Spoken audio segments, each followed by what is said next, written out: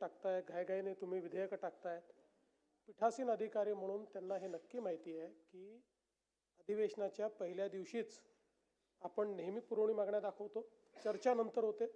पहिल्या दिवशीच जे विधेयकं आपल्याला त्या ठिकाणी मान्य करायची आहेत त्याचं इंट्रोडक्शन पहिल्या दिवशीच होतं आणि अध्यादेश तर पहिल्या दिवशी दाखवले पाहिजेत हा नियम आहे. त्यामुळे यात कुठेही आपण गेल्या 25-50 वर्षातलं कुठल्याही अधिवेशनाचा पहिला दिवस काढला यापेक्षा वेगळा अजेंडा आपल्याला कधीच दिसणार नाही. त्यामुळे मला असं वाटतं की ही भावना आमची पण आहे की अधिवेशन जास्तीत जास्त झालं पाहिजे. आणि तुम्हाला सांगतो की गेल्या 25 वर्षामध्ये सर्वात जास्त अधिवेशन मी मुख्यमंत्री असतानाच नागपुरात चाललं आहे आणि पुढेही चालेल.